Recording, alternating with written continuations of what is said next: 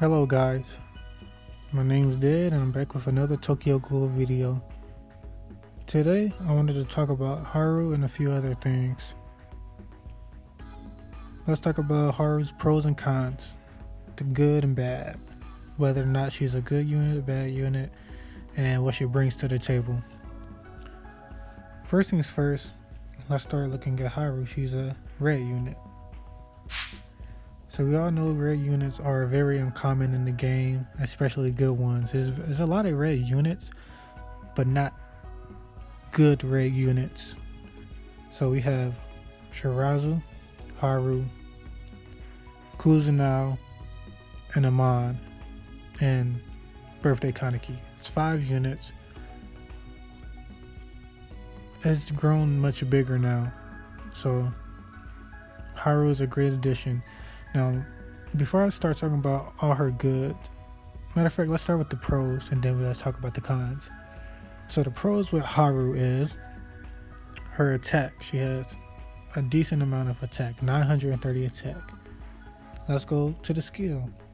You're not going anywhere. Her level 5 skill, she increases the block rate, her block rate, by 30% for 3 turns. More than likely, you'll always have the 30% because it does not take 3 turns to get a skill charge.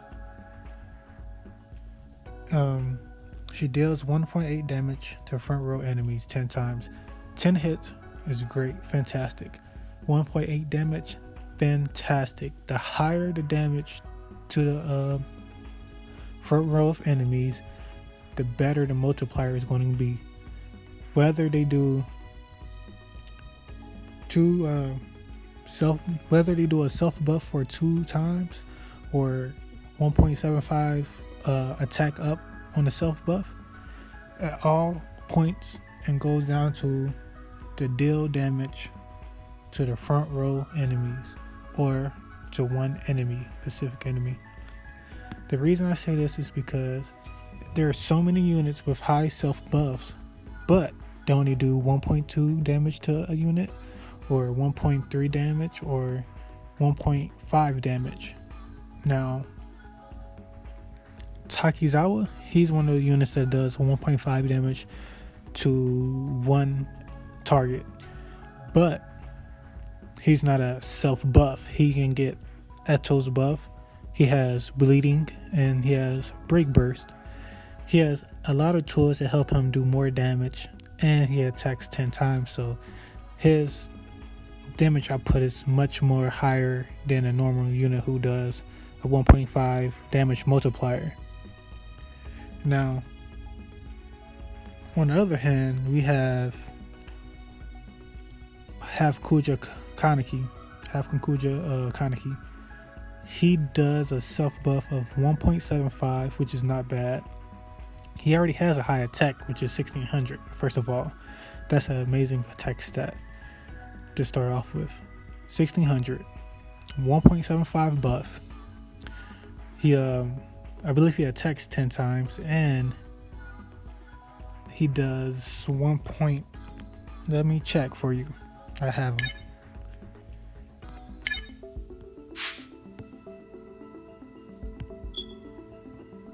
Half Kakuja Kaneki. He does a 1.75 his own attack for 3 turns and deals 1.2 damage 10 times. Okay, hits 10 times, that's amazing. And he does it to front row enemies. Also, he does break he does durability damage by 7. Now, that's great actually. And he only does it to one enemy, so it doesn't messes up the combos and the chain reactions of just getting break bursts and just doing more damage and getting more combo hits. Combo hits are something I like to do. Try to break 100 and 130. Try to break my record each and every time. It's something I have fun with. Now, the thing about Kaneki is, yes, he's a good unit, but the 1.2 damage to front enemies, that's the killer for him. Now, if he had 1.6 damage multiplier, he would be doing so much more damage. This automatically rules him out because he has a self buff, so any other buff won't help him. Now, if he did not have a self buff, he still might be viable when these new units drop with the new break burst and just, different skills. His skill tree is very basic: attack, defense, HP. He does have block, but the only reason he has block is because he has 400 defense and 5 durability. He is not viable on defense at all. He was made to do DPS to all units. Now, he's not even viable to do a lot of damage to all units anymore. He does not have the firepower to hit like he used to in the early parts of the game. He was good early on. I did stem him up, but I kind of regret stemming him to 40%, which is not bad. It was a while ago, but you see my point, and I could probably do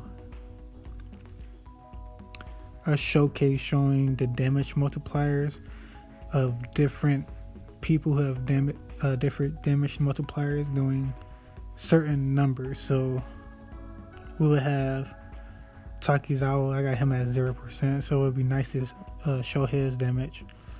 We can do Amon and Rize, different ones. I have different units that have different damage multipliers, and I'll show you what I mean by the damage to the enemies matter the most. Okay, so that's pretty much her pros. She has the block rate plus the 30%. She has 60% block rate. Great. Break burst. Great. 1.8, the highest in the game. You don't need to use Eto's break burst. And she also has a neutral and speed killer. Neutral killers and speed killer. So now let's move on to her cons. Her cons are something that really hurt Haru. And I really like her in the anime. She's like, to be honest, when I first saw her, I was like, oh, she's gonna be like one of those innocent type of characters, and she just turned out to be hardcore to the fullest. And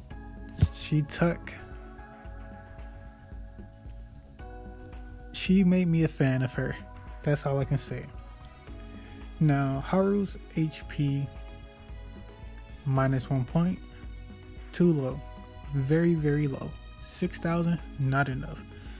Certain units in the game do 3,000 per hit. And you're telling me she has 6,000 health? And I'm not necessarily talking about the raids. Yes, the raids don't do 3,000 per hit, but if she does get super, it's almost over for her if you don't have at least a 60% block rate. 30% is nice, but it's not as strong as a 60% chance to block. 60% is the highest in the game, and she's going to need it. And the reason I say that is because even if she did have 6,000, if she had high defense, that would kind of make up for it, but she only has 590 defense. Not great at all. Another point loss. And because she has low defense and low HP, just makes her a sitting duck at all times. And even if you have her behind somebody, you need to make sure that person has great survivability, because if they die, she's done for. I don't care how much block rate, she cannot block every single time. This is RNG here. And in that case, is she really worth that? And she needs stems, she needs dupes. She's a fetch unit. It's probably not worth going for it if you don't have the money at Hakka. If you can spend it and get the dupes, so be it. But that's my take on Haru. Do I think you should summon? Honestly, I think you should wait. I'm just straight out. Even if you do have the money to pay for her, if you can get one, cool. But do not try to max her out. Stem her out. That's all you need. Alright. Now let's move on to Shirazu. Shirazu. Okay, Shirazu is a blue unit. He's intellect. And he hurts my head. And you'll see in a second what I mean. And Shirazu, I don't ever understand why they put this unit out. I don't think they must have been drunk, like super drunk. drunk, like twice drunk. Like 8,910 HP. Okay, that's cool, it's not bad. 396 attack. Let me say that again. 396 defense. 594. Guys, do you hear what I'm saying? It makes no sense. Okay, let's read his skill. Increase the block rate of front allies by 30% and applies duration damage +1 to their normal attacks for 3 turns. Restores 30% of their HP. Okay, increases block rate. Nowadays, you really don't need him. We already got a few people who increase block rate and defense. I got Uri. He does block rate and evasion rate. So why would I need Shirazu? Because he's a blue unit and does it. We have Musuki who does that. Applies duration damage +1. Okay, I admit that part is great, but the total package of him is not. It's not worth that one thing in the skill. 30% HP attack. HP average. 11 AP average. 8 durability average. Okay, guys, so this is what really hurts my head right here, and it just irritates me to my, like, from the head to my toes, and I'm a tall person. And it just gets under my skin. Let's start with his mastery. The mastery irritates me. Increase all allies attack by 1.75 for 1 turn after inflicting break on a target. Who do you think has the skill? Eto. Who has the highest weapon in the game? Eto. Why would I need him? Why do I need Shirazu? Oh, well, he does block. Uri does 1.5 on a break. And he does block and evasion rate. So, what, 0.25? Yeah, 1.75 is nice, but 1.5 is not that much less. Plus, he gives better benefits to other units. Uri does. Next, reduce damage from SDR types by 20%. Why does he have this? He's a blue unit. Why does he need something against a red unit? Why not green? This is just like Birthday Cycle, who has damage versus green. Reduced damage versus green types, I believe. I don't remember. I have to look it up when she comes out. But my point is, it does not make sense at all. Probably the best skill he has. Reduce incoming damage, skill damage by 20%. Now, it would have been better if it was just damage in general. Like Mutsuki, she has 35% reduced damage from all damage. Plus, she has high defense. So, you see my point? 20% heal to all allies. So 50%. It's not bad. And another thing, why? Why does he have this? What is the point of having 2 more AP? Why is this even a thing? This should be a skill for SR only units. Like, this is an SSR. This is a person that we're spending 150 Hakka on, and you want us to be happy with plus 2 AP? He can only do 396 damage. I don't know how fast his skill charge is, but I don't want to find out because he's just not a good unit. He's not worth pulling on. And I will keep saying this until like he goes away. He's just not good. You can say, oh, it's for collection purposes, but yes, I do collections, and I do, like, I have the Light Rize. She's not that good, but I like her art. I like the Shirazu art, but Light Rize at least has something. He has nothing at all. Is he worth pulling on? Absolutely not. No. Don't waste your Hakka.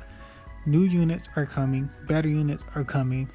Birthday or not, he's really not worth, unless you just got money like that. So be it. If you got money, I mean, fine. Alright, so that was my review on both of those guys. Shirazu and Haru. Let's talk about... Actually, I'll do that in a different video. No, I'll do it in this video right here, right now.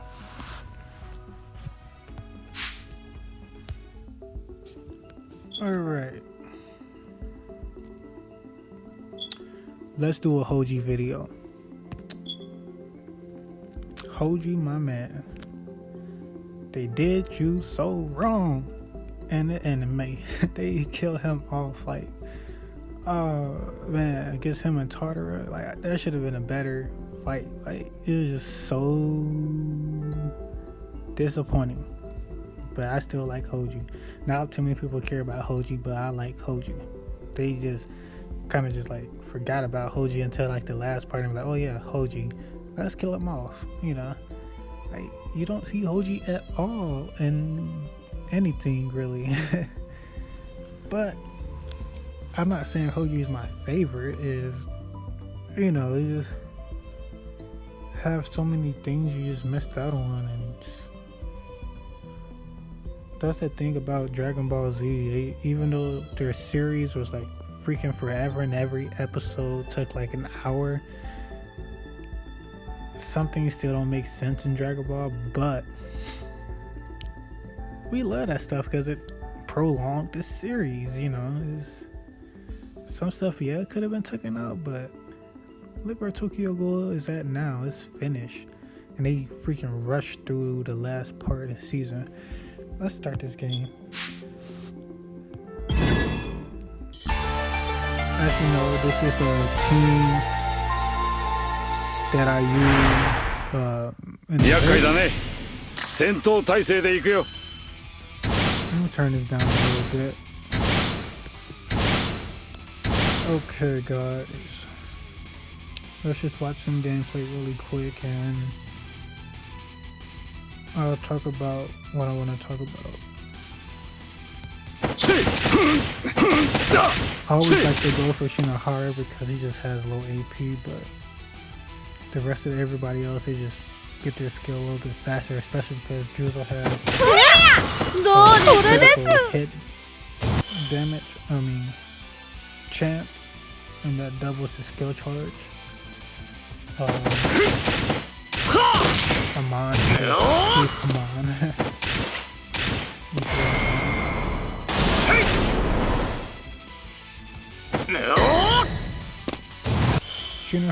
Shinohara and Kuriwa is going to be amazing units, and a second you can see what I'm talking about when I do another video of the new units coming out, and the reason I say that is because of avoidance break coming out.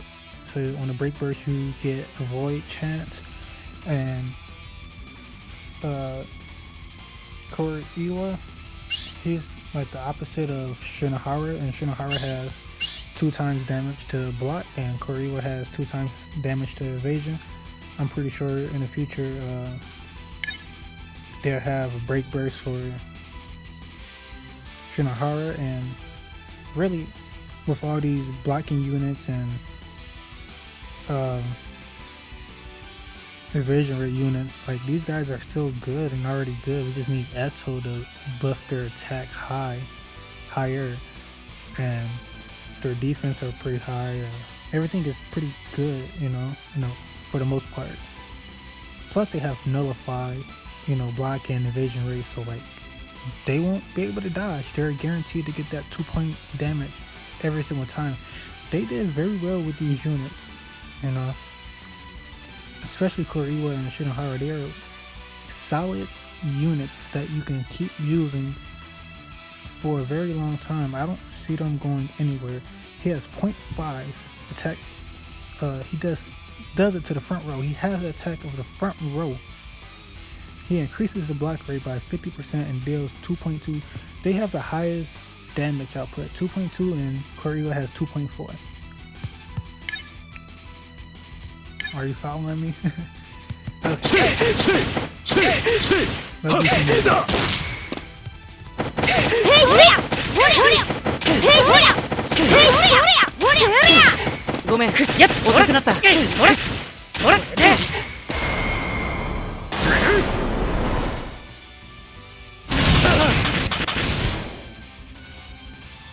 Alright, guys.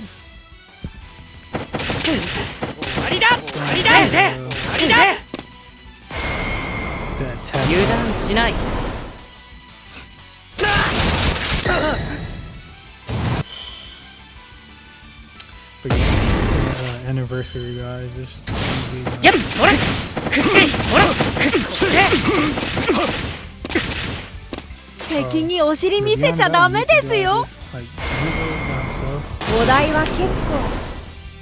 yeah.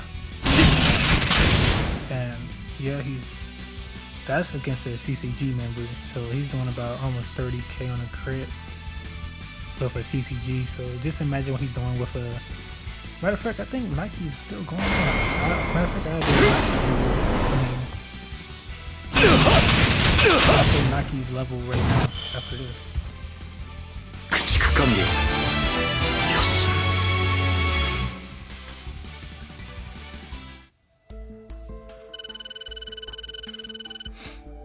Oh yeah, Uri. I really like Uri. I wish I would have summoned a little bit more, but I cannot remember who came out with Uri. I believe it was Rize, and I did not want to pass up on Rize. I did not have enough Hakka to go on both Rize, and I think I did. I only had enough for one rotation on both, and yeah, nobody was buying any more Hakka.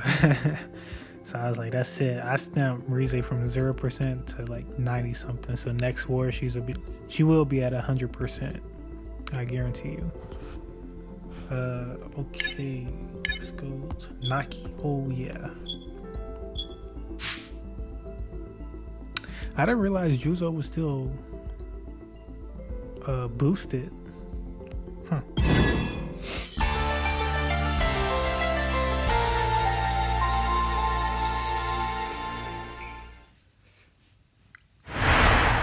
Actually, Juzo is kind of similar to Haru in a way. But Juzo is better in my opinion as far as doing what he does best, and he does it to a certain degree and only certain units. So he just like Haru, he has the 35% evasion rate. I compare him with somebody else. He has crit up perfect. It does more damage. It helps him do more damage. and then he has 1.7 gold and 1.7 blue. That's all you need to know. And he has plus 6 AP. See, this is something that makes sense. 6 AP gives him 16 AP in total. More AP the better. It's about time. The game is getting in its latter stages, and we need better and different units. We need, and I know they can't really keep putting out new units with high AP and stuff because they don't have the content to go with the characters, and at the same time they are putting out these new characters, wanting you to spend the money for them, but you're doing the same missions over and over again. So I'm pretty much finished summoning. The last character I probably summon on is Eto, and I probably will not summon on the new banners unless they actually bring some new stuff to the game, in which they supposedly are. I must like the new modes first before I summon again, and so on. But I'll keep doing videos on the new content in the game, of course. So, ready to try out these new. Actually, I want to use a lot of my old characters, Some of them have energy, paralysis, Shinohara, people who has like nullified, so and so.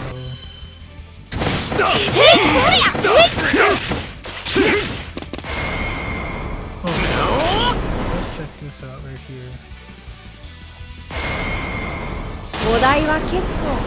I hope that breaks him. 52,000. Hey, look, 52,000, and that's not even with the 2.0 multiplier. Also, that's not with the break burst from Eto. So he's doing some decent damage. It's good. It's not bad. Now, the highest I've seen so far is about 100k, and the only 2 people I've seen do that per hit is Owl, Kuzan Owl, the red STR, and Awakening Rize. She can hit about 90,000 per hit, and it's really nice, to be honest.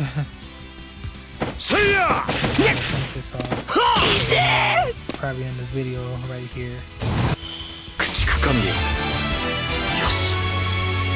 Of course, we have the new break burst, and coming out with the 2.0 and 3.0 break burst, the attack up. I'll talk about that later once we have more information on it. There's nothing too much to talk about it. I'm not sure what kind of game mode is coming. I've heard comparisons to Smash Tap, but I wasn't a big fan of Smash Tap, so I definitely don't hope it changes to Smash Tap. But that'd be it for today, guys. Hope you enjoyed the video. If you liked the video, give me a thumbs up. Subscribe if you would like. Hope you enjoyed this video, and I really do hope you have a good day, good night, have a good day at work, school, wherever you're at, if you're watching this video.